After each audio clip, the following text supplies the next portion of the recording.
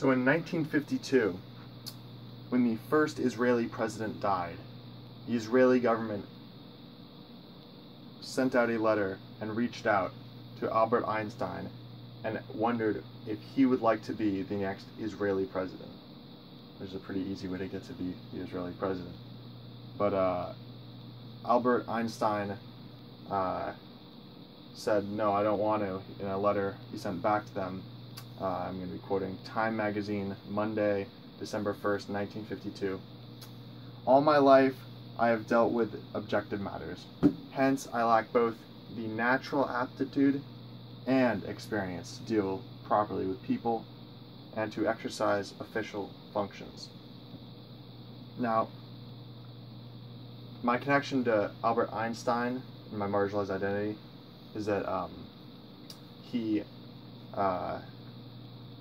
was never formally diagnosed with autism, yet he expressed many traits that are signs of autism.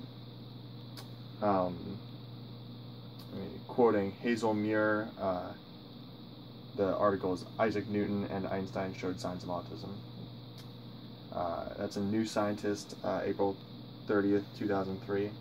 And Einstein, early in his life, he didn't start speaking until about 3.5 or 4, I think. And he obviously showed signs of kind of savant nature. People who go against this say that he had friends, while autism usually has the signs of not being able to empathize with other people. But I mean, you know, it's kind of a spectrum. You can be anywhere on there, so you get a little bit of it. And he also, yeah, he definitely had some savant kind of things going on. But kind of going into that developmental nature, Einstein attributes some of his ability to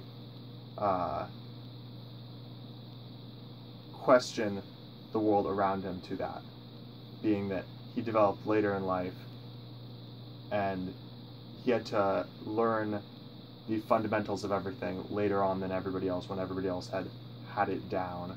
And he says that helped him question the world around him, and he also attributed questioning the world around him to being one of the most important traits available to people.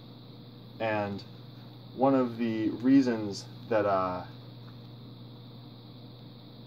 I picked Einstein was that I believe that he has, and many people believe this, that he has a lot of incredibly solid qualities that make a person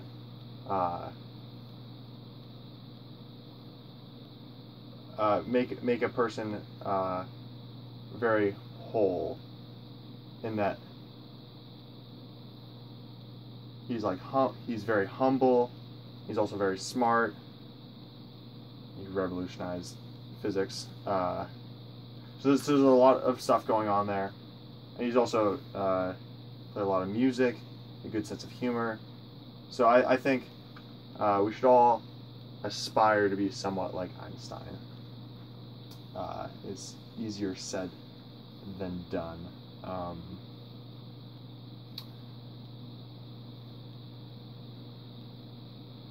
I'm gonna finish this with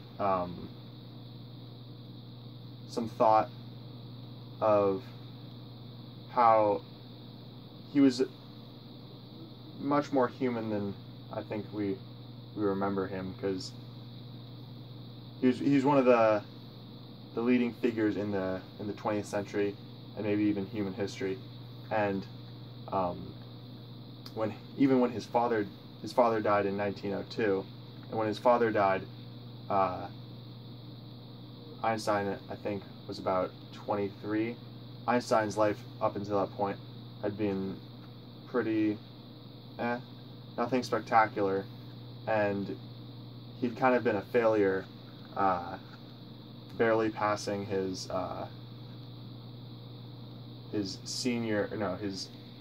college at the so he went to Polytechnic Institute, and he passed it.